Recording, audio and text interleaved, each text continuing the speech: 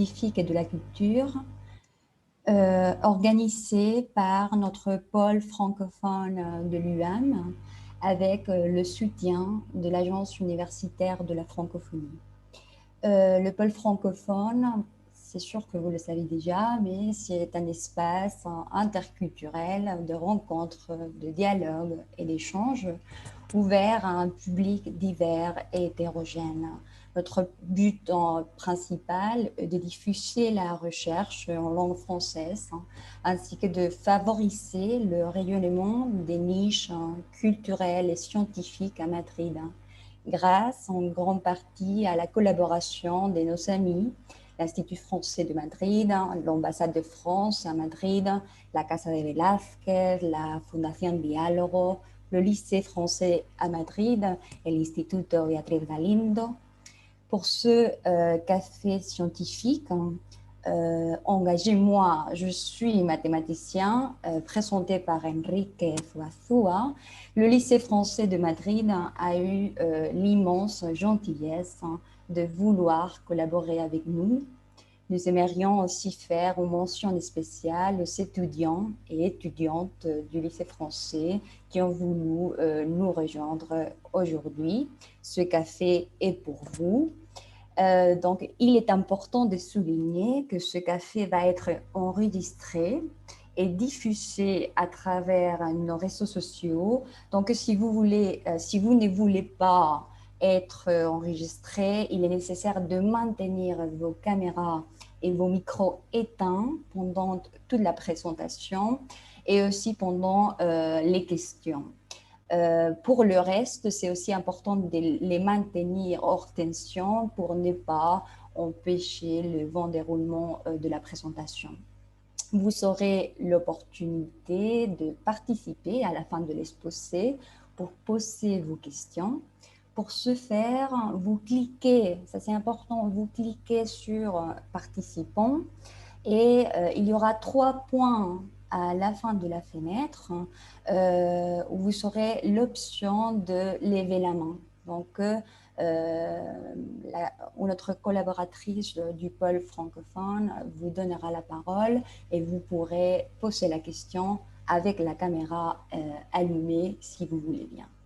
Donc, je voudrais passer la parole à Jean-Baptiste Ribé, professeur en mathématiques du lycée français de Madrid, qui va présenter à son tour Enrique Zuazua. Donc, merci beaucoup, Jean-Baptiste. Merci beaucoup. Donc, bonjour à toutes et à tous. Donc, on est nombreux, on est 66 là, dans la salle d'attente, donc c'est un franc succès. Pour écouter des mathématiques un soir à 18 h, je trouve que c'est très bien déjà de constater ça. Donc, moi, je suis professeur effectivement au lycée français de Madrid et on est très honoré de pouvoir participer à ces cafés scientifiques. Ce sont des conférences de grande qualité en français à Madrid. Donc, pour nous, c'est une chance pour nos élèves. J'espère qu'ils sont nombreux connectés et pour tous les participants. J'espère qu'on pourra continuer dans l'avenir et dans un futur proche pouvoir faire ça en présentiel au lycée. Je trouve que ça pourrait être quelque chose de très réjouissant de pouvoir continuer. Donc, je vais présenter, on m'a demandé, et j'ai l'honneur de présenter Enrique Zuazua, qui est un grand mathématicien, qui a fait ses études et sa thèse à l'Université du Pays Basque, mais aussi avec l'Université Pierre et Marie Curie à Paris.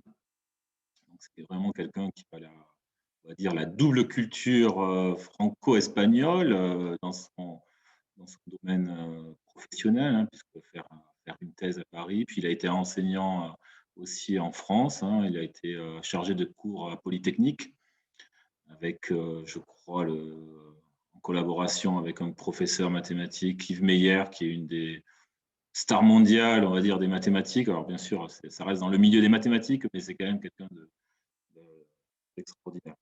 Donc, son domaine, c'est les équations. Alors, il est actuellement professeur à l'Université Autonoma et bon, je ne vais pas faire son CV parce qu'il y a plusieurs pages et beaucoup de prix.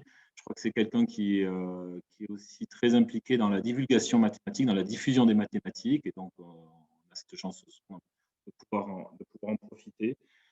Son domaine sont les équations aux dérivées partielles et l'analyse numérique. Alors, équations dérivées partielles, c'est des sujets très compliqués, bien sûr, de mathématiques, ce qu'on appelle les mathématiques fondamentales, mathématiques pures, parfois on dit. Et l'analyse numérique, c'est aussi trouver des solutions approchées de ces équations. C'est quelqu'un qui est vraiment à l'interface entre mathématiques fondamentales et mathématiques appliquées.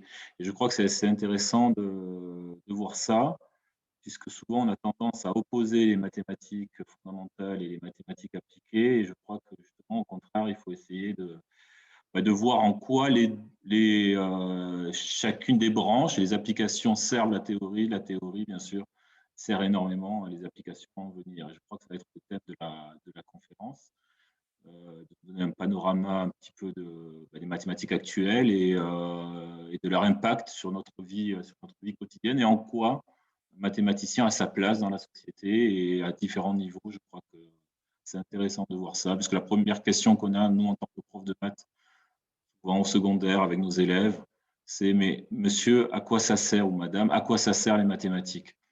Les mathématiques, ça sert. Ce n'est pas évident à expliquer quand on commence à apprendre à faire des mathématiques. Ce n'est pas évident de cerner tout ça, mais je crois que ce soir, monsieur Enrique va nous donner un panorama et essayer de nous convaincre de cette utilité et de l'importance de continuer à les étudier bien, en profondeur.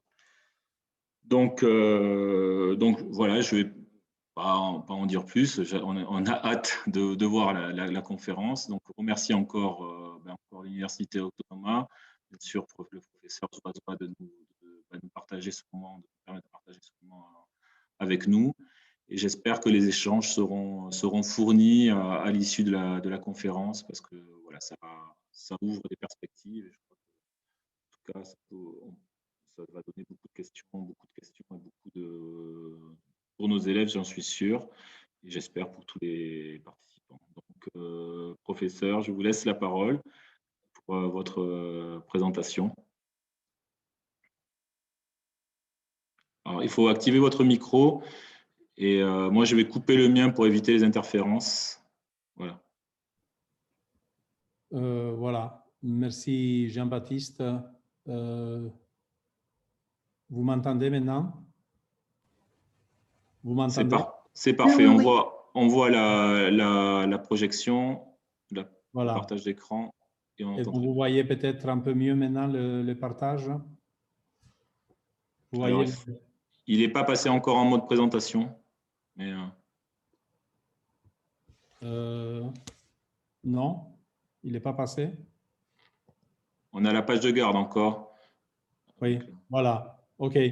Merci donc à tous pour être là. Comme Jean-Baptiste a dit, on a en fait aussi des collègues communs à Toulouse. C'est un peu je pense, l'origine de Jean-Baptiste en tant que mathématicien quand il s'est formé avant de venir à mener toute une vie professionnelle et une vie en Espagne, à Bilbao et à Madrid maintenant depuis quelques années. Comme chercheur de mathématiques au lycée français. C'est un grand honneur parce qu'en France, les mathématiques, c'est beaucoup plus qu'une discipline. Je dirais que c'est peut-être une des marques du pays, de l'État. Et donc, je remercie bien sûr notre vice-présidente à l'Autonoma, Carmela, de m'avoir donné cette opportunité. Anna, Maria, tous qui ont fait possible cet événement. Je trouve que c'est une excellente idée. Au fait, moi, j'ai été élevé à l'école en français. C'est après qu'on a commencé à apprendre l'anglais. Depuis, évidemment, la science, on l'a fait souvent en anglais. Et je trouve toujours étonnant quand, en parlant avec un jeune élève en thèse ou en postdoc, et je lui donne un article en français, il me dit « Ah non, mais je ne connais pas le français », alors que au fait, voilà, le français a été pendant des siècles la langue de la science. Et en fait, je trouve que pour les gens qui apprennent l'espagnol quand on est petit, l'effort supplémentaire que ça demande d'apprendre aussi l'anglais, le français, pardon, c'est petit par rapport à tout ce que le français et la langue et la francophonie nous donnent en retour. Hein.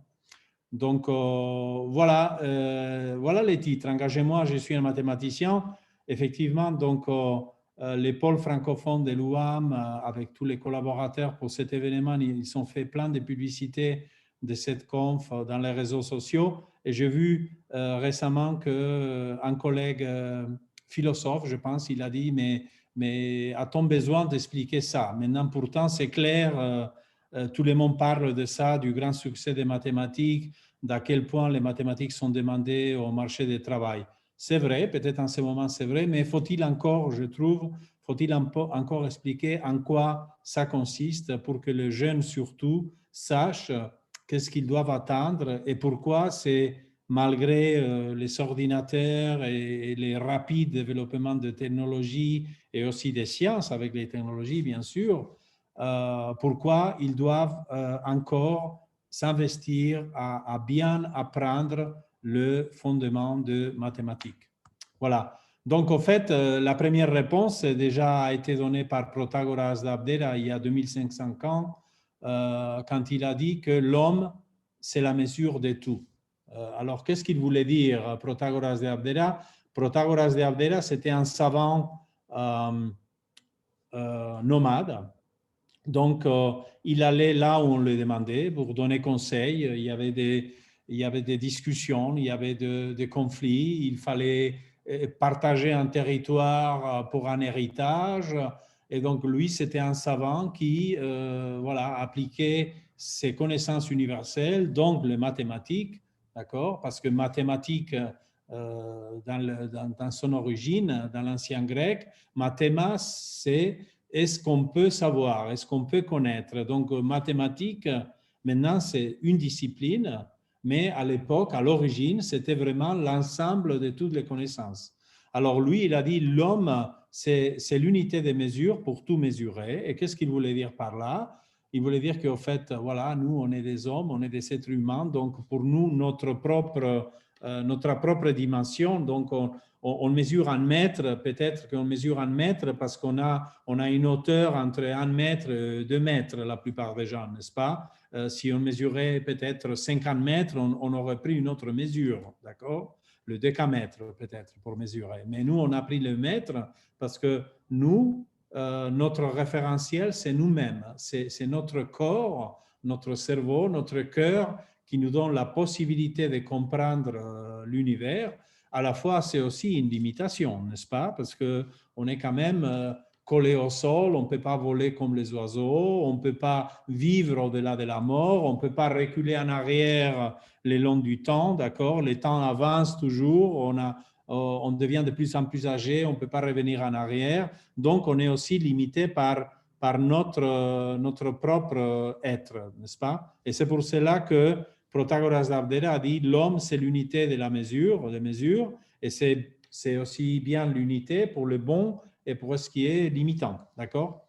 Et en fait, les pythagoriciens, comme vous savez, ils sont déjà, il y a très longtemps, d'accord, commencés. Ils ont créé à l'époque une école, c'était une espèce de secte, c'était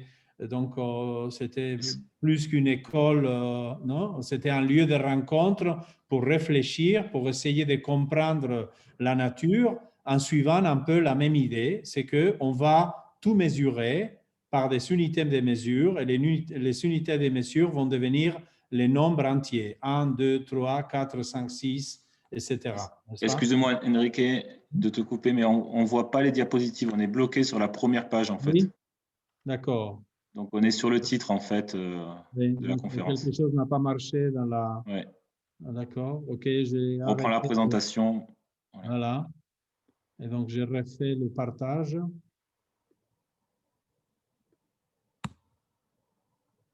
Voilà, là, c'est mieux. Voilà. Et vous le voyez passer? Là, c'est parfait. OK.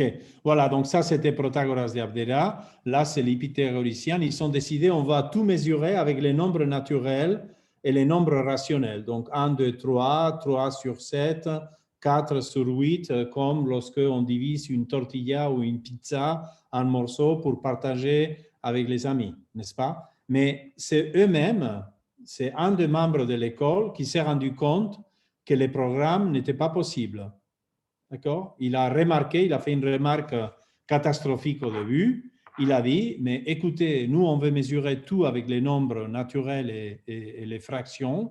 Pourtant, quand je prends un triangle de côté unité, un triangle rectangle de côté unité, alors l'hypoténuse, c'est la racine carrée de 2. Et lui, il a dit, la racine carrée de 2 n'est pas un nombre fractionnaire, n'est pas un nombre rationnel. On ne peut pas l'écrire comme les quotients de P divisé par Q, P et Q étant des nombres entiers. Et il avait raison, ce n'était pas possible.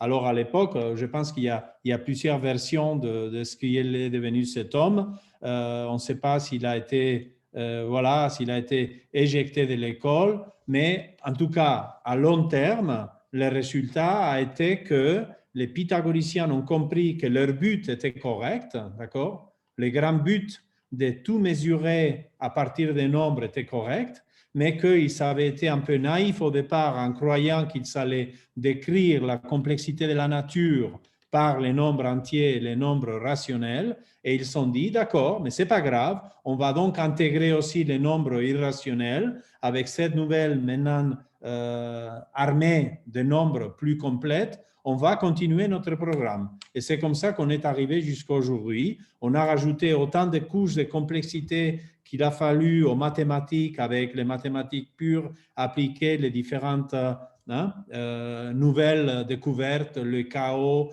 les fractales, etc. Et on est arrivé là avec le programme des pythagoriciens qui est encore toujours valable et tout à fait vivant. D'accord? En fait, il y a souvent les gens vous posent la question, quand vous êtes un mathématicien professionnel, les gens vous disent, mais en quoi vous faites de la recherche? Les mathématiques ne sont pas déjà finies, ce n'est pas un univers déjà clos, ce n'est pas rond déjà, ce n'est pas complété. Et la réponse est non.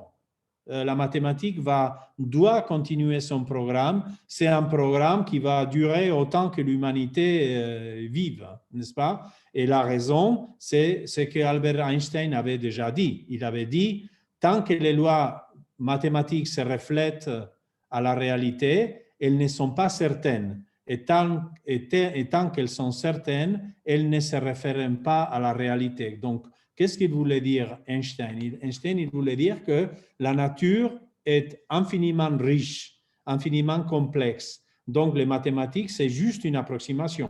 C'est une approximation de plus en plus parfaite, mais elle ne sera jamais exacte, elle ne sera jamais complète, parce que chaque fois qu'on va faire un pas en mathématiques, il va y avoir aussi un pas technologique qui va nous permettre de découvrir de nouveaux aspects, de nouvelles dimensions de la nature et du vivant qui vont faire appel à nouveau à de nouvelles mathématiques. Donc, c'est un cercle, dans ce cas, pas vicieux, c'est un cercle riche qui s'enrichit et qui est éternel. Et c'est comme ça qu'on a créé la société dans laquelle on vit, de civilisation en civilisation. On suit tous les programmes originaux des pythagoriciens de manière de plus en plus sophistiquée. C'est ça qui nous permet de passer d'une société qui vivait dans l'époque des pyramides jusqu'à la société hyper-technologique d'aujourd'hui. D'accord? Et alors, au niveau de la recherche et de la créativité, il y a notre génie, Richard Feynman, qui a eu le prix Nobel en 1965 pour avoir développé les premières idées, les fondements de la science, des nanosciences, de la nanotechnologie aujourd'hui, n'est-ce pas? D'abord, les nanosciences. C'est lui qui a dit qu'il y a plein d'espace là en bas. Il voulait dire qu'à l'échelle nano, l'univers change. Et donc, il y a plein d'espace pour développer de nouvelles sciences et de nouvelles technologies. Et il s'est avéré absolument vrai. Mais il avait dit aussi au sujet de la recherche, il avait dit notre imagination est poussée au maximum. Et c'est vrai, en tant que mathématicien, en tant que scientifique, on pousse notre imagination au maximum. Mais pas pour rêver comme dans les films de science-fiction, mais juste pour essayer de comprendre la nature qui nous entoure. Parce que, comme j'ai dit, l'univers en soi, il est infiniment riche. D'accord? Mais c'est vrai que des fois, quand on parle de science-fiction, les mathématiques sont évoquées aussi, hein, dans les célèbres livres de La planète des singes de Pierre Boulle. Il y a un moment où le monde est à l'envers, c'est-à-dire c'est les humains qui sont esclaves des singes. Les singes considèrent les humains comme des êtres inférieurs et dangereux, et alors les humains doivent communiquer avec les singes et leur expliquer qu'au fait, ils sont des êtres intelligents et qu'ils ne sont pas dangereux, qu'au fait, ils veulent continuer à vivre et qu'ils sont prêts à créer un nouveau monde en coopération avec les singes. Mais évidemment, les singes, ils ne comprennent pas aux êtres humains, ils ne comprennent pas le langage des humains, ils se méfient.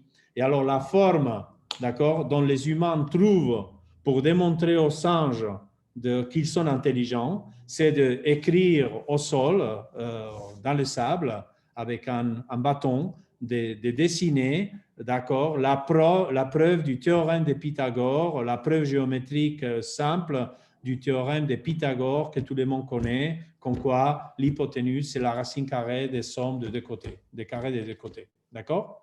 Donc, vous voyez que quand il s'agit de décrire l'homme, de dire que l'être humain est intelligent, probablement, je pense qu'on n'aurait pas tort si on disait que ce qui nous distingue de toutes les autres espèces, c'est peut-être notre capacité de développer des langages. Aujourd'hui, on parle en français, mais l'être humain a créé des milliers de langages. C'est ça qui les rend différents par rapport aux autres êtres de la nature, mais aussi les mathématiques comme base de toutes les sciences qui viennent après. D'accord ? Mais les mathématiques ne sont pas toujours faciles. C'est pour ça que les mathématiques, deux fois, à l'école, ont une réputation qui n'est pas si bonne. Il y en a beaucoup qui les trouvent difficiles. Et ça c'est un passage qui est dû à Pierre de Fermat, d'accord, à Paris. Donc, il faisait des mathématiques parce que ça lui plaisait. C'est lui qui a écrit dans le Marche, dans le livre, que l'équation xn plus yn égale à zn n'avait pas de solution entière pour n, des nombres entiers n plus grands que 2, n'est-ce pas? Pour n égale à 2, il y en a évidemment des solutions. 4 au carré plus, c'est quoi? 3 au carré, ça fait 25, et 25 c'est égal au 5 au carré. Donc pour n égale à 2, vous savez la solution, x égale à 4, y égale à 3 et z égale à 5.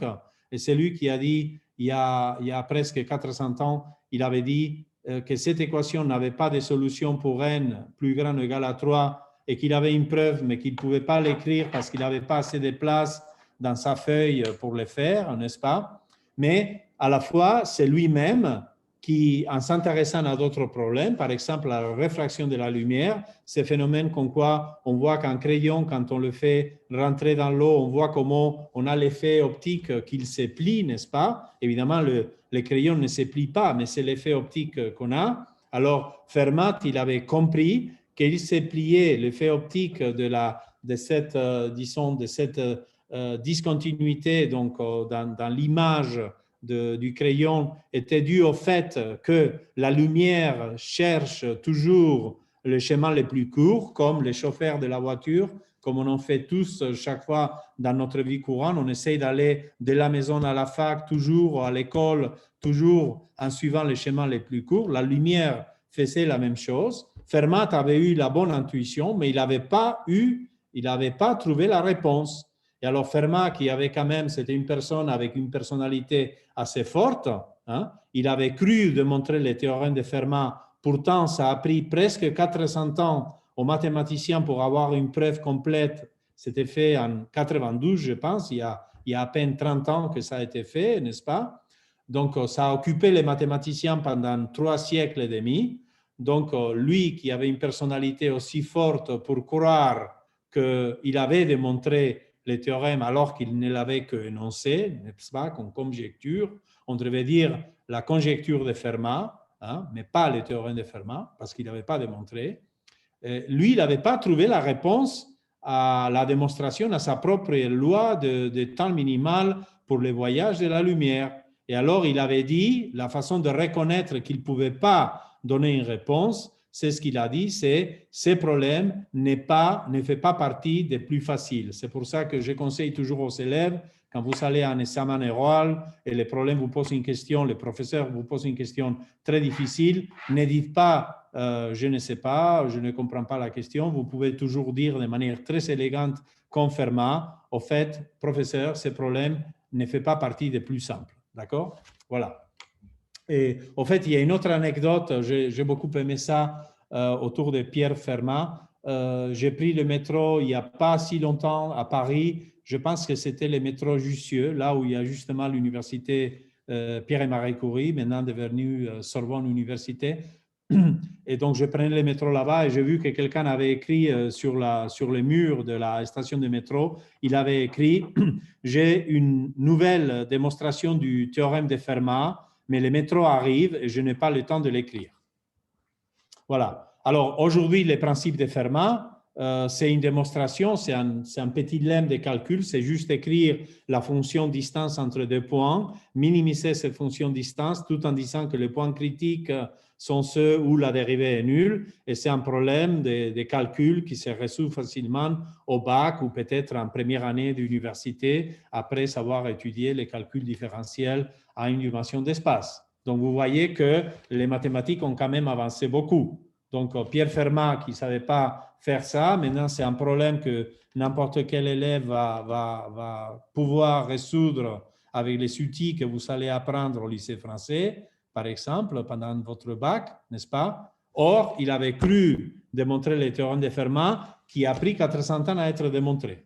Voilà. Et il y a, comme ça, il y a plein de grands enjeux de l'humanité, de la société qui ont donné lieu à des développements mathématiques extrêmement importants. Par exemple, à Paris, à côté de l'université Pierre et Marie Curie, à côté du jardin botanique, dans le 5e arrondissement, vous trouvez par exemple la rue Monge. Alors, Gaspard Monge, d'accord, c'était à la fin du 18e siècle, c'était à l'époque, je pense, où les Français, les scientifiques français aussi étaient impliqués dans les grandes découvertes en Égypte, en Afrique, etc. Alors, Gaspard Monge, il s'était posé une question très simple. Il avait dit, OK, d'accord, imaginons qu'on doit transporter, c'est pas, des pierres ou des balles de canon parce qu'on est en train de faire une construction ou c'est l'armée qui bouge d'un lieu à l'autre, on doit transporter des balles de canon. Comment j'ai fait pour transporter une masse, une quantité de quelque chose, de la terre, des chaises ou des personnes, comment on fait pour transporter cette masse d'un lieu à un autre d'une manière optimale. Et il avait écrit à l'époque son article sur la théorie des déblais et des remblais. Alors, ce sujet, quelques années après, c'est devenu la théorie du transport optimal de Monge-Kantorowicz. Kantorowicz a eu le prix Nobel en économie pour avoir développé cette théorie. Et après, il y a plusieurs mathématiciens, y compris des mathématiciens français comme Cédric Villani, qui avait eu la médaille Fields, ayant travaillé aussi dans cette thématique. Pierre-Louis Lyon, son directeur de thèse avant, professeur aujourd'hui au Collège de France, avait eu aussi la médaille Fields, avec des thématiques toujours très proches aussi, en partie du transport optimal. Mais c'est devenu une théorie qui est très utilisée. Par exemple, j'ai amené ici l'anecdote d'Alvin Roth, qui a eu plus récemment le prix Nobel, il y a 15 ans à peu près, le prix Nobel en économie aussi. Il a travaillé, il a développé davantage la théorie du transport optimal et il avait développé 2 applications. Quand vous lisez la mention du prix Nobel, il dit qu'il a fait des choses très importantes, y compris il a aidé à mieux programmer les routes de bus dans la ville de Manhattan pour les écoles. Donc, vous imaginez qu'en Manhattan, à New York, il y a plein d'écoles, il y a plein d'enfants qui vont à l'école tous les jours en bus et que donc ça fait, voilà, les bus, ça fait un fractal, un chaos qu'il faut ordonner. Alors, optimiser les routes, c'est quelque chose qui fait gagner beaucoup de temps aux enfants pour aller à l'école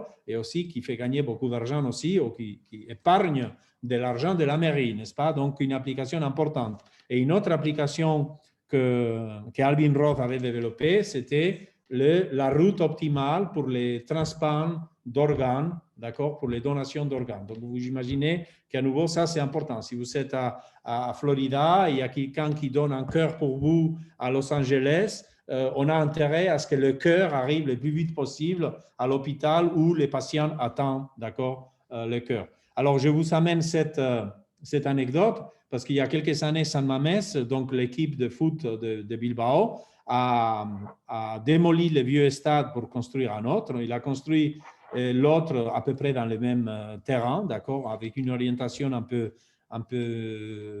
mieux orientée vers le soleil, un peu plus grand, mais en gros essentiellement au même endroit. Mais une fois donc le nouvel stade a été bâti, ils ont eu un souci. C'était comment on fait pour maintenant 40 000 membres du club de foot de Bilbao, de l'Athletic de Bilbao, comment on fait pour allouer à chacun de ces membres un siège dans le nouvel stade et qu'ils restent contents. Et en fait, ils ont commencé à faire ça de manière, disons, manuelle.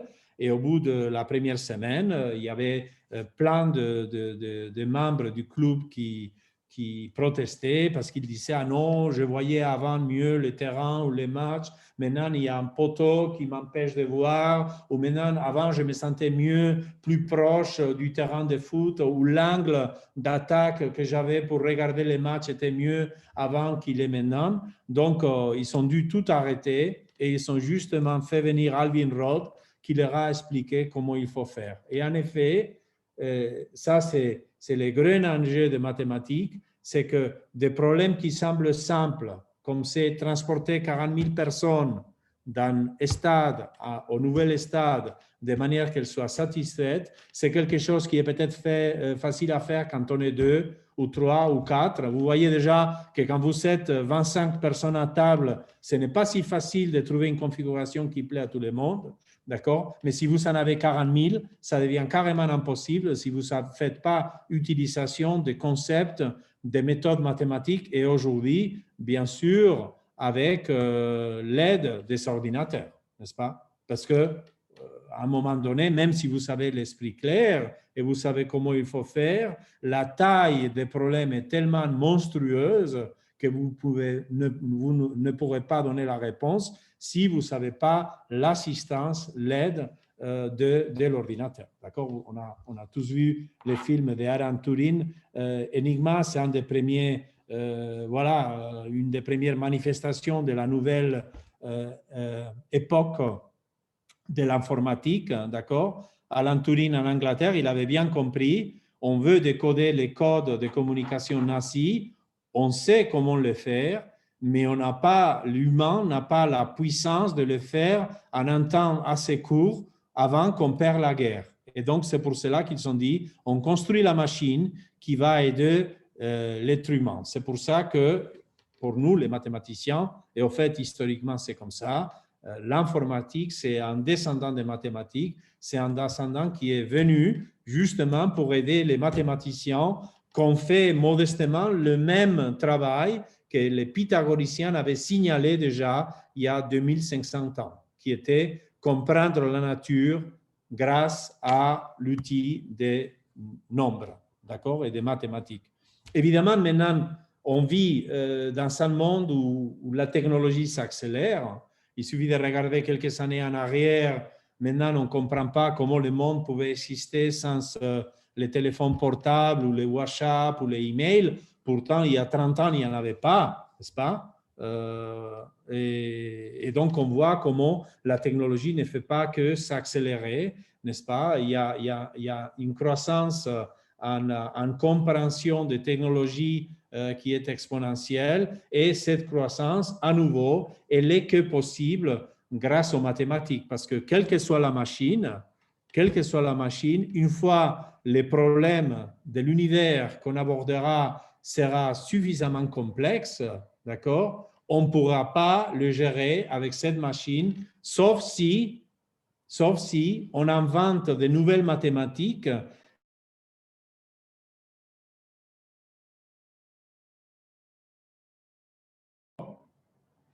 sauf si on développe des méthodes qui vont rendre la machine suffisamment performante pour pouvoir attaquer les problèmes en question. D'accord? Donc, c'est pour cela qu'il y a encore des grands mystères comme les maladies neurodégénératives ou les neurosciences qui ont besoin encore de beaucoup d'investissements mathématiques, parce que seul avec la science qu'on a aujourd'hui, les ordinateurs qu'on n'a pas aujourd'hui, on n'est pas capable de comprendre la complexité de ce qui est dans notre cerveau. N'est-ce pas? OK. Donc, la science avance. Tout va vers le mieux en apparence, mais évidemment, il y a un prix à payer. Par exemple, là, c'est encore un professeur au Collège de France, Claude Agès, qui a écrit un célèbre livre qui a eu beaucoup d'impact, Halte à la mort des langues, d'accord, et qui a signalé ça. Attention, la société, elle est de plus en plus scientifique et technologique. Malgré ça, on paye un grand prix et c'est qu'il y a de plus en plus de langues qui disparaissent. En fait, il y a aussi des statistiques qui disent que chaque 2 semaines, il y a une langue qui disparaît dans la planète Terre. La même chose arrive évidemment avec la biodiversité et c'est quelque chose qu'on doit vraiment payer très attention. Et c'est pour cela que d'ailleurs, des rencontres comme aujourd'hui, où les gens de différentes cultures, de différentes langues se rencontrent pour parler de mathématiques en français cette fois, c'est extrêmement important et c'est cohérent aussi avec la contribution que le français a fait au développement de mathématiques. Alors, les langues meurent, mais comme j'ai dit tout à l'heure, les mathématiques ne vont pas jamais mourir. C'est impossible. Peut-être que si on revenait en arrière, si on revenait au Big Bang ou au moment où le premier être humain est sur la planète, peut-être qu'à ce moment-là, on aurait pu décider les choses autrement. Mais c'est depuis le début que l'être humain a compris que lui, il n'était pas seul, qu'il y avait de différentes personnes, qu'il fallait compter les arbres, qu'il fallait comprendre la séquence entre la nuit et le jour. Et depuis le début, l'être humain a développé les mathématiques. Et si on enlevait les mathématiques aujourd'hui, si on enlevait les nombres, on ne pourrait pas continuer à vivre. Notre société ne tiendrait pas. On ne pourrait pas parler, on ne pourrait pas faire passer un coup de fil, on ne pourrait pas mener une gestion du budget familial, on ne pourrait pas prendre un métro pour aller d'un lieu à l'autre, on ne pourrait absolument rien faire aujourd'hui. Donc, c'est pour cela que les mathématiques ne vont jamais mourir. Et donc, c'est toujours un bon investissement d'apprendre les mathématiques qui sont, au fait, comme j'ai dit au début, dans la base. Ce sont les racines de l'arbre de la science qui ne finit pas de croître, n'est-ce pas, de croître. Voilà, pour les jeunes, les opportunités en mathématiques sont de plus en plus nombreuses. Il suffit de regarder autour de Madrid, vous savez, les Olympiades mathématiques, mais il y a aussi l'école Miguel de Guzmán. Miguel de Guzmán, né à San Sebastián, qui a fait sa carrière justement entre l'Autónoma de Madrid. C'est le fondateur du département de mathématiques de l'Autónoma de Madrid. Après, il est parti à la Complutense de Madrid. Il est malheureusement décédé trop jeune, n'est-ce pas? Il y a l'école Miguel de Guzmán aussi pour les jeunes talents mathématiques dans les lycées. Il y a plein d'opportunités et ça ne fait que de croître, n'est-ce pas? Et ça doit être comme ça. Et toujours avec un esprit holistique. Alors, par exemple, ces dernières années, j'ai l'opportunité d'être en détachement de l'Autónoma de Madrid à Erlangen. Alors, la cité de Erlangen en Bavière, elle est connue par le programme de Felix Klein. Alors, Felix Klein, c'était un géomètre qui a créé, par exemple, une bouteille qui est fermée en soi-même. C'est une espèce de bande de Moebius trois-dimensionnelle. Mais à l'époque, il avait aussi beaucoup réfléchi à la nécessité, donc c'était à cheval entre les siècles 19 et 20, il a beaucoup réfléchi aux besoins qu'il y a en mathématiques, non seulement d'avoir de temps en temps un génie qui a une médaille Fields et qui va faire une grosse découverte, mais aussi à créer des écoles. C'est-à-dire, il faut que dans chaque pays, dans chaque lieu, dans chaque centre de recherche, on crée des écoles où les plus seniors puissent enseigner aux jeunes et que ce soit les jeunes qui prennent témoin pour attaquer des problèmes du futur. Donc, à ce point-là, je voudrais mentionner la biographie que Roberto Rodríguez del Río, professeur à la Complutense de Madrid, et aussi enseignant en lycée à Madrid, dans un centre des lycées spéciaux internationaux de Madrid. Et il a écrit il y a quelques années un livre, une biographie sur Félix Klein qui s'appelle « Une nouvelle conception de la géométrie » qui a été traduit à plusieurs langues, et en particulier au français. Et donc, effectivement, probablement en tant que société, un de nos plus grands trésors, ça soit les systèmes d'éducation, n'est-ce pas? Il y a toujours des polémiques, surtout en Espagne, autour du système d'éducation. Mais au fait, un pays qui veut réussir à long terme, c'est un pays qui doit payer particulièrement attention aux ciments qui sont donc l'éducation. Et donc, dans les contextes de l'éducation, comme j'ai dit tout à l'heure, voilà, on a évoqué Fermat quand il a dit « les mathématiques ne sont pas toujours si faciles ». Et effectivement, c'est le cas. Il y a même un film « Comment je déteste les mathématiques », un film d'Olivier Payon, que je vous conseille aussi de voir, où on voit effectivement pourquoi des fois il y a des réactions qui ne sont pas positives vis-à-vis des mathématiques dans les écoles, mais comment il faut que nous, en tant que mathématiciens, des professionnels de mathématiques et donc des enseignants de mathématiques aussi, on fasse un particulier effort pour suivre les flots du temps, pour accompagner les jeunes, pour que les jeunes ne s'éloignent pas des mathématiques. Au contraire, qui viennent de plus en plus aux mathématiques. Pourquoi? Parce que notre société a besoin de plus en plus de mathématiques et de plus en plus de mathématiciens. En fait, il y a quelques années, la Société mathématique française ou la Fondation mathématique de Paris avait fait une étude sur l'impact socio-économique des mathématiques en France. Et donc, voilà, Le Monde avait publié un article qui disait « Les mathématiques, une bonne équation pour la croissance ». La première étude sur l'impact socio-économique des mathématiques montre que la discipline contribuerait pour 15% au PIB français. Voilà, 15%, c'est un nombre. En tout cas, ça veut dire que si on enlevait les mathématiques, comme j'ai dit tout à l'heure, la construction de notre société actuelle ne pourrait pas tenir. Et voilà, et les mathématiques réussissent. C'est Jean-Baptiste qui a cité tout à l'heure à Yves Meyer.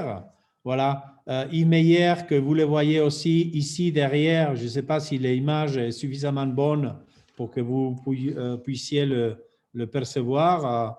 Voilà, vous voyez encore l'écran? Non, non, pas en ce moment, Enrique. Non? Ok, donc j'ai perdu l'écran, voilà. Alors, Yves Meyer, maintenant vous le voyez, n'est-ce pas? Oui, oui. Oui, ça se voit. Voilà. Alors, ça, c'est une photo d'il y a peut-être 20 ans. Yves Meyer qui est là, avec Alberto Calderón, qui est un célèbre en génie des mathématiques né argentin, qui a fait ensuite sa carrière à Chicago. Il avait été nommé professeur honoris causa à la Complutense de Madrid. Vous voyez ici à Miguel de Guzmán, qui à l'époque, il était vivant, donc il était venu à l'occasion de la Complutense parce qu'il était un cher ami en particulier de Yves Meyer, mais aussi d'Alberto Calderón, parce que Miguel de Guzmán avait fait sa thèse à Chicago, justement, dans l'école d'Alberto Calderón. Et je voudrais aussi témoigner aussi notre cher collègue Iréneo Peral, qui était de la même discipline d'analyse mathématique et aussi un très étroit ami de Yves Meyer, et qui était professeur à l'Autonoma de Madrid, émérite, et qui est malheureusement décédé il y a quelques semaines à cause du Covid. Donc, en revenant à Yves Meyer, récemment, il a reçu avec d'autres collaborateurs comme Ingrid Obechis, Terence Tao et d'autres, il a reçu les prix de la Fondation Princesa de Asturias pour ses contributions à l'analyse des Fourier qui ont permis des développements énormes dans tout ce qui est la compression du son, la compression d'image et le fait qu'on puisse aujourd'hui communiquer à distance par Internet ou par Zoom, n'est-ce pas? Alors, si on arrive à communiquer à distance, c'est pas, hein, moi quand je parle, la voix que j'ai émise, ça produit une onde de pression. Cette onde de pression voyage dans l'air. Cette onde de pression arrive au microphone de l'ordinateur. Et c'est mon ordinateur qui envoie à des centaines ou des milliers de kilomètres, peu importe où vous soyez, il envoie le signal par Internet qui arrive à votre ordinateur, qui le déploie à nouveau, qui produit un signal, d'accord, une onde de pression dans l'air qui va arriver à votre appareil auditif, d'accord, et que votre cerveau va interpréter comme ma parole. Donc, vous voyez la complexité du processus, d'accord? Mais la plupart de la complexité du processus est déjà dans la nature. Quand nous, on parle dans la rue, l'autre entend. Il n'y a pas de mathématiques. On parle, l'autre entend. Et il comprend si on parle la même langue. Mais il y a un point dans tous ces processus qui a besoin de beaucoup de mathématiques. Et c'est la compression du son. D'accord? On ne pourrait pas envoyer tous les détails de ce que j'ai dit par les câbles Internet. Ça, c'est impossible. Or, avec les mathématiques développées par Yves Meyer et collaborateurs, les ondelettes, les wavelets, las ondículas en espagnol, on peut compresser les signaux de manière qu'avec un 1% du volume des données, vous ayez une fidélité de 90% de qualité.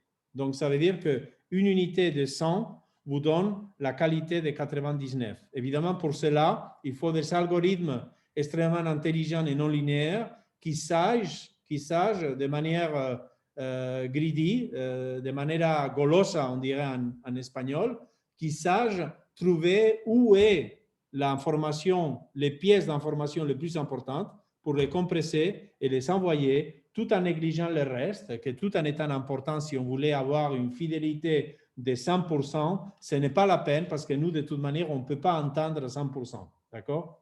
Voilà. Les mathématiques donc continuent et donc des mathématiques qui étaient pures il y a 30 ans, il se trouve que ce sont les mathématiques d'Internet ou de la musique dans nos téléphones portables. Voilà. Donc, une fois cité, donc, Yves Meyer, vous voyez encore les slides, Jean-Baptiste? Non, il faut relancer parce que tu partages que l'autre fenêtre. Laquelle je dois relancer? C'est celle-là? Oui, il faut changer le partage sur la présentation, sur le Zoom.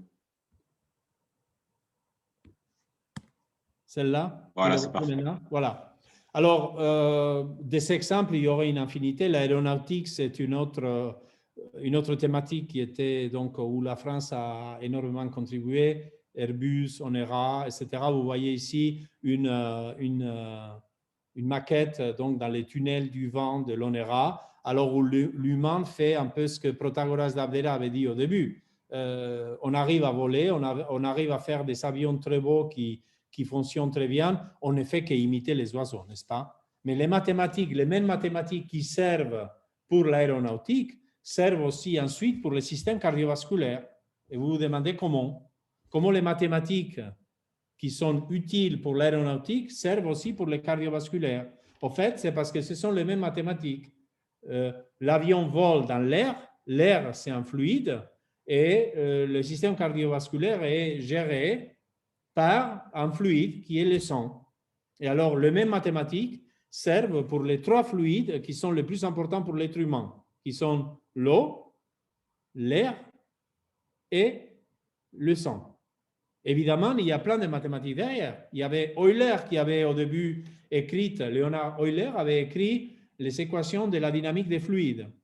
D'accord? Et c'est d'Alembert, un autre scientifique français, qui lui avait dit non, mais Euler n'est pas complet. Les équations d'Euler ne sont pas complètes parce que avec les équations d'Euler, d'Alembert avait dit un oiseau ne pourrait pas voler. Qu'est-ce qu'il manquait dans les équations d'Euler? Il manquait la viscosité. La viscosité qu'on ne sait pas trop comment le définir, mais que tout le monde comprend.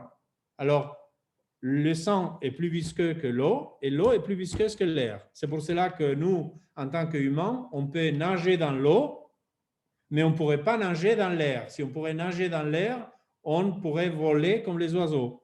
Donc, la viscosité des fluides est extrêmement importante pour déterminer son mouvement. Mais une fois on a compris ça, on voit que les mêmes mathématiques sont capables de simuler, grâce à l'ordinateur, les mouvements de l'air, les mouvements de l'eau et les mouvements de fluides comme le sang, qui sont si importants dans les sciences du biomédical, n'est-ce pas? On arrive à faire ça. Malgré ça, encore aujourd'hui, il y a un grand problème qui est ouvert, c'est le problème de Navier-Stokes, qui est un des grands enjeux de mathématiques, un des 7 problèmes du siècle qui avait été formulé dans l'année 2000. Pour chaque problème, il y a $1 million de primes, et seulement un parmi les 7 a été résolu, c'est la conjecture de Poincaré. La conjecture de Navier-Stokes est encore ouverte. Navier, français, et Stokes, anglais, qui avaient complété les équations d'Euler en ayant justement rajouté les termes de viscosité qu'il manquait. Ces équations de Navier-Stokes en 3 dimensions, on est capable de simuler dans l'ordinateur des solutions approchées, mais d'un point de vue mathématique, c'est un peu la même question que Fermat. On n'arrive pas encore à dire s'il y a une unique solution et dans le cas où cette solution existe et est unique, si elle est régulière ou pas, c'est-à-dire essayer d'expliquer dans quel contexte de complexité les solutions sont.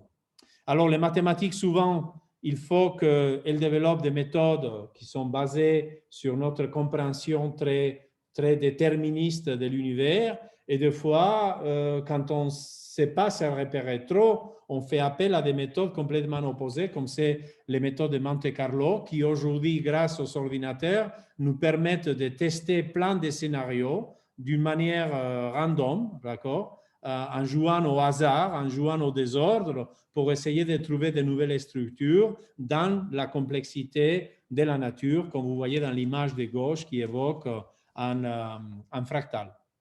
Alors, les mathématiques nous permettent d'aller vers l'avant, c'est-à-dire nous permettent de construire des objets de plus en plus sophistiqués. Par exemple, les avions d'aujourd'hui n'ont rien à voir avec les avions d'il y a 50 ans. Maintenant, c'est d'une beauté extrême, ils sont silencieux, ils consomment beaucoup moins, ils sont beaucoup plus robustes et stables, sûrs, ils sont plus respectueux avec la nature et tout. Mais ça nous permet aussi d'aller en arrière. Alors, parce que dans les modèles mathématiques, contrairement dans la vie des hommes, le temps peut aller vers l'avant, mais vous pouvez aussi inverser les sens du temps, n'est-ce pas? Et c'est ce que Hawking a fait, par exemple, quand il a fait ses théories sur le Big Bang. Il suffit de résoudre en arrière, vers l'arrière, dans le sens négatif du temps, les équations pour l'évolution de l'univers, pour aller comprendre quelle est l'origine de l'univers. Et ainsi, on peut aussi contribuer, par exemple, à l'étude du changement climatique. Avec les mathématiques, on peut non seulement faire des prévisions à venir, mais on peut aussi essayer de réfléchir et comprendre comment on est arrivé là, comment l'action de l'humain dans le passé nous a conduit à là où on est aujourd'hui. Voilà. Et par exemple, j'ai amené ici une petite simulation qu'on avait fait il y a quelques années avec un postdoc, Ramon Escobedo, qui maintenant travaille justement dans l'université de Toulouse, lui aussi francophone, et né en France, je crois d'ailleurs, et Aitziber Ibáñez, qui était une ancienne étudiante de master. On avait fait, par exemple, une simulation sur les chiens bergers. Voilà. Donc, un chien berger, qui arrive à mener le troupeau de moutons, qui arrive à l'amener à leur maisonnette de manière complètement efficace. Et voilà, ça c'est les mathématiques. Ça, c'est une simulation numérique faite à l'aide d'un système de contrôle, un peu comme aujourd'hui l'intelligence artificielle est capable de reproduire en partie ce que nous, les humains, en tant qu'êtres intelligents, on est capable de faire, mais de manière artificielle. Alors, comme j'ai dit, l'impact des mathématiques dans l'économie et dans la société est énorme, et c'est pour cela que les mathématiciens sont aussi demandés. Donc, on peut engager, je dirais, un mathématicien pour n'importe quoi, parce qu'un mathématicien, c'est quelqu'un qui est éduqué pour comprendre les problèmes complexes, n'est-ce pas? Souvent, juste en les divisant en morceaux, en attaquant les problèmes à petite échelle, pour ensuite assembler la grande théorie, n'est-ce pas? Au fait, Sofia Kovalevskaya, une plus grande mathématicienne dans l'histoire des mathématiques, connue par ses contributions comme le théorème de Cauchy, Kovalevskaya, professeur Cauchy qui avait été prof à l'école polytechnique et qui a établi en particulier le cadre abstrait où on attaque aujourd'hui tous les problèmes d'évolution comme les problèmes des fluides Navier-Stokes, mais aussi les problèmes de la nanotechnologie comme les équations de Schrödinger. C'est déjà à l'époque Sofia Kovalevskaya qui avait dit « Les poètes doivent voir ce que les autres ne voient pas, regarder plus profondément que les autres, et les mathématiciens doivent faire le même. » En fait, le travail des poètes et des mathématiciens, c'est le même, sauf que le langage dans lequel ils doivent rédiger leurs réponses est différent.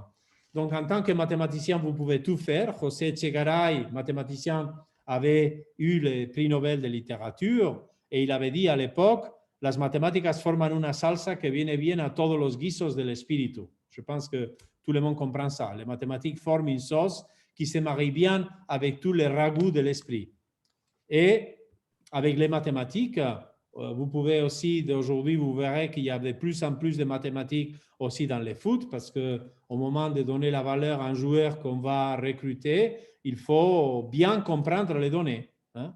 Non seulement combien de goals il fait, mais avec quelle fréquence il a des lésions et donc il ne peut pas jouer. Sans mathématiques, vous ne pouvez pas accorder la valeur aux joueurs. C'est exactement le même travail qui faisait Protagoras de Abdera il y a 2500 ans, sauf qu'à l'époque, il n'y avait pas de ligue de football, n'est-ce pas? C'était plutôt les Olympiades grecques. Et avec les mathématiques, vous pouvez faire des carrières purement scientifiques, comme c'est le cas de Laure Saint-Raymond, professeur en France et qui a été récemment recruté d'accord, dans les célèbres centres de haute études scientifiques de Bure-sur-Yvette dans le sud de Paris et qui est effectivement une experte mondiale dans les mathématiques des fluides complexes comme Navier-Stokes. Alors, il y a plein d'humour aussi dans les mathématiques. Il y a un livre fantastique de Simon Singh, Los Simpsons y las matemáticas. Ça, je ne l'ai pas trouvé en français. Je vais juste... Il y a plein d'humour dans les livres. Je vous ai amené quelques exemples. Voilà, par exemple, la première blague, c'est la question, c'est « ¿Qué le dijo el número 0 al número 8 » qu'est-ce qu'il a dit le chiffre, le numéro 0 au 8 quand il l'a rencontré dans la rue? Il a dit « Ah, bonito cinturón, belle ceinture », n'est-ce pas? Voilà. Ou qu'est-ce qu'elle dit? La courbe à la tangente, ne me touche pas, par exemple, la blague numéro 4. Ou la broma numéro 5, elle est plus piquante celle-là. Elle dit « Papá, papá, ¿me haces el problema de matemáticas? No, hijo, no estaría bien. » Mais l'enfant lui répond « Bon, essaye quand même. » Donc, l'enfant demande au père « Papa, peux-tu m'aider à résoudre le problème mathématique ?» Et le papa dit « Non, ça ne serait pas bien. » Et l'enfant lui dit « Essaye quand même. » Donc, l'enfant comprend que le père reconnaît que le père lui-même ne serait pas capable de répondre aux problèmes mathématiques, alors que le papa voulait s'excuser de le faire ou d'essayer de le faire, parce qu'en principe, moralement, l'élève devrait résoudre le travail, l'examen, le sexo lui-même sans l'aide des parents. Voilà, donc l'humeur aussi en mathématiques. Et aujourd'hui, du coup, depuis quelques années, on ne parle plus que de machine learning, d'intelligence artificielle, et les gens se demandent, mais qu'est-ce que c'est ça? C'est une nouvelle discipline? Alors, je vous dis, non, c'est une nouvelle manifestation encore de programmes de pythagoriciens. Par exemple, vous voyez ici aux deux fondateurs du PageRank. PageRank, c'est l'entreprise Larry Page, vous voyez le nom de Larry Page, et Sergey Brin, qui ont créé Google. Il y a, vous voyez, en 98, donc ça fait 23 ans qu'ils ont créé Google. Alors, qu'est-ce qu'ils ont dit? Voilà, le monde d'Internet est là. Ils étaient très jeunes à l'époque. Ils étaient des étudiants de master, je crois. Alors, ils ont dit, tiens, le monde d'Internet est là. Il ne va faire que croître parce qu'il y aura de plus en plus d'ordinateurs partout, dans chaque maison, dans chaque laboratoire, dans chaque entreprise, dans chaque bureau. Il va y avoir plus en plus d'utilisateurs d'Internet et il va falloir les ordonner parce que les gens, quand ils cherchent en Internet, ils ne cherchent pas tous, d'accord, la même chose. Donc, si vous cherchez un joueur de football, vous ne cherchez pas mon nom, n'est-ce pas? Parce que moi, je joue au foot, mais je joue mal au foot. Vous préférez chercher, c'est pas Messi ou un autre, n'est-ce pas? Alors, comment ils se sont posé la question? Comment on va dans ces réseaux discrets où il y a des millions, des milliards, des centaines de millions d'utilisateurs de nœuds, d'accord? Chaque personne a en gros un nœud, d'accord? Chaque utilisateur a une web page. Chaque personne produit plein d'articles sur des différentes thématiques, des vidéos, des histoires. Il y a tellement de contenu. C'est un réseau d'une complexité, d'une dimension, disons, infinie. Comment on va mettre de l'ordre? Et ils ont eu une idée géniale. Ils se sont dit, bon d'accord, alors il y a des messages, des gens qui cliquent un peu n'importe quelle direction. Donc, ça fait un système chaotique, mais pourtant, Einstein avait déjà dit, les mouvements browniens, le hasard, le chaos du mouvement brownien donnent lieu à la diffusion de la chaleur. Donc, c'est un problème de diffusion et ils sont dit, mais la diffusion de la chaleur est gouvernée par la première valeur propre, la première vecteur propre de la grosse matrice d'adjacence. Et comme ça, ils ont eu l'idée géniale d'appliquer la même idée qu'Einstein pour le mouvement brownien, l'appliquer en Internet et ainsi on trouvait un algorithme qui est capable de donner du ranking aux pages web. Et c'est pour cela que si vous cliquez sur une page web, le nom, un nom connu, vous allez beaucoup plus vite avoir le nom de la personne la plus cherchée dans le réseau que le nom d'une autre personne ou l'image d'une autre personne beaucoup plus anonyme, n'est-ce pas? Voilà. Donc, voilà la fin. On est commencé par les mathématiques, d'accord, Protagoras de Abdera, les pythagoriciens. On a vu les mathématiques de Gaspard Monge, de Fermat, on a vu les mathématiques de Navier-Stokes, les mathématiques de D'Alembert, donc la révolution industrielle. On a parlé aussi des ordinateurs, on a parlé de l'intelligence artificielle d'aujourd'hui, encore toujours des héritiers des mathématiques. Et il y a une grande question, c'est qu'est-ce qu'il va être la science et la technologie d'ici, disons, 30 ans? C'est difficile à imaginer, n'est-ce pas? Si en 30 ans, on est passé de ne pas avoir des téléphones portables à avoir des instruments comme les iPhones qui sont beaucoup plus qu'un téléphone, c'est un ordinateur, c'est une caméra, c'est un agenda, c'est un outil extrêmement, c'est une boussole, c'est tout, n'est-ce pas? C'est un outil qui nous aide à la gestion de nos données médicales, à la gestion de nos affaires quotidiennes. Qu'est-ce qu'il va être le monde et la société d'ici 30 ans? C'est vraiment difficile de prévoir, mais je veux vous assurer une chose, ça sera sans doute basé dans les mathématiques. Et la réponse à l'interrogation sera directement en liaison aux découvertes mathématiques qui se feront dans les années qui viennent. Merci de votre attention.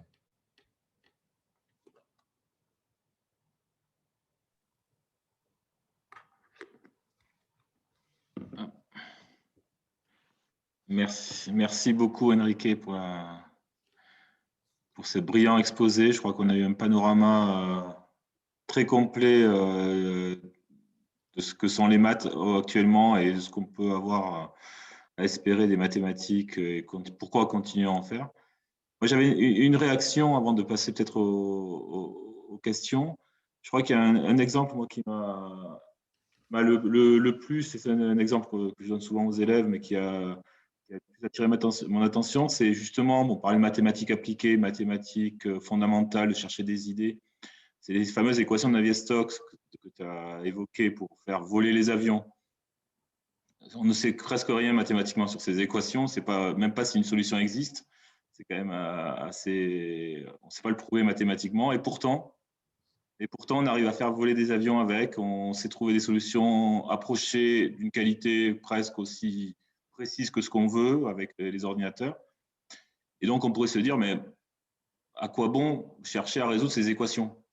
Puisque pour les applications, on sait les manipuler, on voit que ça marche, on constate que ça marche, on fait voler les avions, les fluides, on les comprend de mieux en mieux, pas forcément parfaitement, mais de mieux en mieux.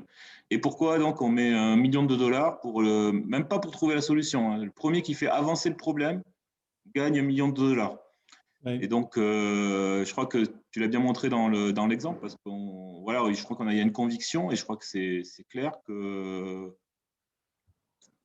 comprendre pourquoi les équations de Navier-Stokes ont une solution et comprendre le problème théorique qu'il y a derrière va ouvrir des milliers de problèmes. Et voilà, donc moi, c'est l'exemple le plus clair qui me semble pour se dire, pour tordre un peu le cou à cette idée un peu fausse qui serait de dire, en fait, maintenant, il n'y a plus qu'à développer les ordinateurs et à augmenter la puissance de calcul et on va résoudre tous les problèmes comme ça.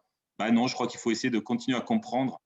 Et c'est vrai que les mathématiques, l'activité mathématique, c'est ça, c'est comprendre des choses, comprendre le monde qui nous entoure et après l'avoir modélisé et comprendre pourquoi ça se passe comme ça. C'est un peu comme cette question, non, Jean-Baptiste, ici, j'ai évoqué I, le nombre irrationnel égal à la racine carrée de moins 1. Voilà. Tu vois, à l'époque, les gens disaient, OK, tu me poses la question, quelles sont les solutions de x carré égale à 1? Tu vas me dire, bon, 1 moins 1. X carré égale à 4, facile. 2 moins 2. X carré égale à 9, facile. 3 et moins 3. X égale à 0. X carré égale à 0. On dit, ah, là, c'est curieux, il n'y a qu'une solution. Et tu me poses la question, x carré égale à moins 1, et je te dis, ah, non, ça ne peut pas exister. Parce que x carré égale à moins 1, si x est un nombre réel, le carré, c'est un nombre positif ou 0, mais jamais un nombre négatif. Donc, x carré égale à moins 1. Et alors, c'est Euler qui a dit, non, non, non, attention, vous êtes nul. D'accord? Il n'a pas dit ça, mais on pourrait dire comme ça. Ah, vous n'avez pas compris.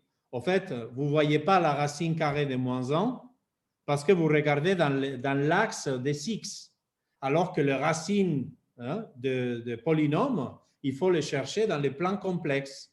Et donc, c'est un peu comme Planilandia, non? Planilanda. C'est dans Planiland, vous connaissez l'anecdote, non? C'est dans l'univers complètement plat. Alors, il y avait voilà, un insecte qui était infiniment plat. Et donc, pour cet insecte infiniment plat, la pluie était un miracle parce qu'il n'avait pas de perception de la profondeur, il n'avait pas de perception de la hauteur. Donc, il ne pouvait pas comprendre dans son univers absolument plat, à 100% plat, comment devant lui, alors qu'il marchait, une goutte d'eau pouvait émerger. C'était un miracle. Alors non, ce n'était pas un miracle. C'est un phénomène de la nature tout à fait normal. Mais on ne peut pas avoir cette compréhension si on ne comprend pas qu'il y a une troisième dimension. Alors c'est ça que les nombres complexes ont fait, qui ont rajouté un peu comme les Pythagoriens ont fait à l'époque de dire « Ah bon, il y a des nombres irrationnels, allez, continuons, on met les nombres irrationnels dans les sacs à dos et on continue avec les programmes, de même avec les nombres complexes. » Et alors, la question pour Navier-Stokes, elle est fondamentale, parce que justement, les gens se posent la question. On n'a pas compris. Comme tu l'as dit, Jean-Baptiste, il y a une seule solution. On voit la nature a une solution. On la calcule avec les ordinateurs, mais on ne sait pas dans quel espace cette solution vit. Et c'est pour ça que c'est un problème fondamental. Je dirais comparable à avoir compris qu'il y avait des nombres irrationnels qu'il fallait rajouter pour continuer avec les programmes mathématiques, ou qu'il y avait des nombres imaginaires qui nous permettaient de compléter les plans complexes pour ensuite trouver des racines d'objets qu'avant on ne comprenait pas. Ce qui est fabuleux, le nom complexe, c'est effectivement une très bonne analogie parce que avant Euler, des Italiens manipulaient ces nombres complexes en fait pour des raisons très concrètes. Ça leur a permis de résoudre des équations de degré 3 et de trouver des solutions bien réelles et même positives complètement. Et donc, mais sans trop comprendre ce qu'ils faisaient, voilà. Sans trop comprendre. Ils passaient par là pour revenir, mais ils revenaient sur des trucs très, en fait, c'est là qu'il fallait rester. Voilà, tout à fait. Et c'est passé d'un outil de calcul, effectivement, à quelque chose de fondamental pour les mathématiques et une idée nouvelle pour mieux comprendre. Ça, c'est quand même assez étonnant parce que parfois, on ose faire des choses en mathématiques, on casse des frontières, des barrières et on comprend en géométrie, notamment, voilà, on comprend bien plus tard qu'il y avait quelque chose de fondamental et des applications viennent après. Donc, il y a cet aller-retour sans arrêt entre applications, idées un peu fondamentales et des fois des choses qui paraissent complètement les maths pour les maths, comme on dit, mais qui après s'avèrent être complètement fondamentales pour des nouvelles applications et des choses très concrètes. J'ai cité par exemple Alberto Calderón, mathématicien argentin, Calderón Sigmund.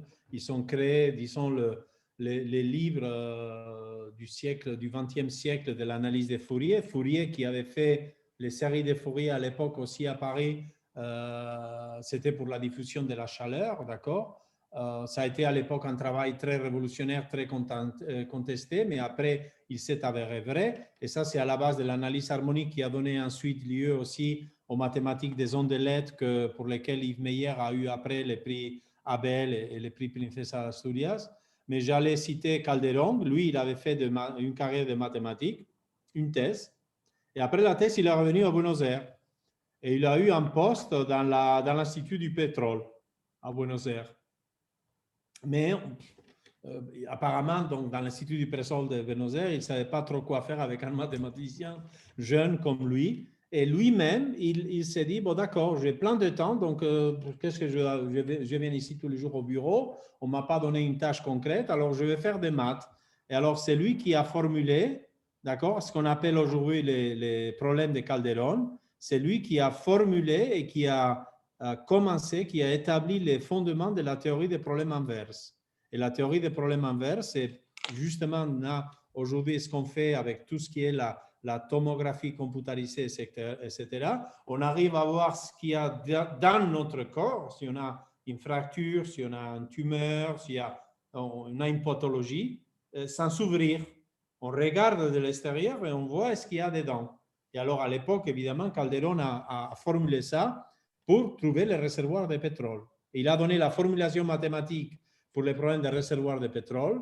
Et maintenant, c'est la même théorie mathématique, encore comme j'ai expliqué tout à l'heure, les mêmes outils mathématiques, la même théorie mathématique qui sert pour trouver une fracture dans un os ou pour trouver du pétrole dans le désert. Alors, je crois qu'on pourrait essayer de passer aux questions. Alors, techniquement, il faudrait voir s'il y a des questions dans l'auditoire. Jean-Baptiste, il y a une question au chat. Voilà, alors voilà, je n'avais pas le chat ouvert, donc alors il faut que je remonte un petit peu dans le chat. Ah oui, voilà, vous savez parler du livre « Comment détester les mathématiques », mais vous, lorsque vous étiez étudiant, qu'est-ce qui vous a fait aimer les mathématiques? Alors, moi, personnellement, j'ai toujours aimé les mathématiques. Alors, pour moi, c'était toujours un peu la matière la plus facile, celle que je comprenais mieux. Et alors, évidemment, aussi, on aime ce qu'on est, on est bon en quelque sorte, on aime, donc on fait plus et on devient meilleur, et donc on aime plus. C'est un peu, voilà, la vocation de chacun. On n'est pas tous égaux, n'est-ce pas? Mais je dois dire qu'à l'époque, quand j'étais étudiant en primaire en particulier, et les systèmes classiques traditionnels où il n'y avait pas tellement de matières comme il y a aujourd'hui, peut-être aux écoles, et où les mathématiques avaient une grande place. C'est-à-dire, à l'école, à l'époque, c'était, je dirais, les mathématiques et la langue. Et après, il y avait tout le reste aussi, bien sûr. Il y avait l'histoire, il y avait les langues étrangères, il y avait la géographie, mais quand même, c'était la langue et les mathématiques. D'accord? Encore hier, j'ai lisé un article que mon épouse m'a envoyé, que Bethos a écrit, où il disait les meilleurs conseils pour un jeune, c'est apprenez à bien écrire. D'accord? C'est bien que vous soyez un génie de l'informatique, que vous compreniez la physique quantique ou l'astronomie ou, je sais pas, la bio, vous soyez très bon en écologie ou toute autre discipline. Mais surtout, écrivez bien. Parce que si vous êtes bien capable de bien écrire, alors tout le reste sera beaucoup plus facile. Et c'est pour cela qu'à l'époque, quand j'étais étudiant, on disait il faut la langue et les mathématiques. Et alors moi, comme donc les mathématiques étaient plus faciles pour moi, ça m'a beaucoup bénéficié parce qu'à l'époque, on dédiait beaucoup de temps aux mathématiques. Et donc, quand je suis arrivé à la fin du bac, je devais choisir une carrière à l'université.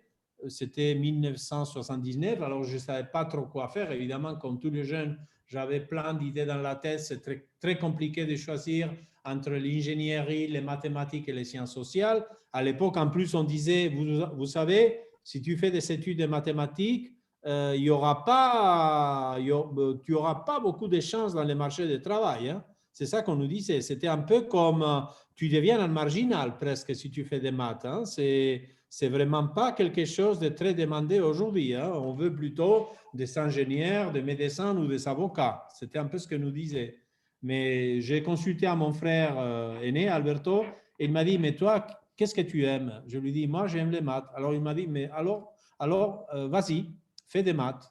À l'époque, à Bilbao, quand j'ai commencé, dans les campus de l'EIOA, où j'ai fait ma maîtrise et ensuite la thèse avant de partir en France pour faire la thèse à Pierre et Marie Curie, les mathématiques s'appelaient Ciencias Exactas. Et alors, à l'époque, les gens l'appelaient en Espagne exactas. Vas étudier exactas, tu vas étudier exact.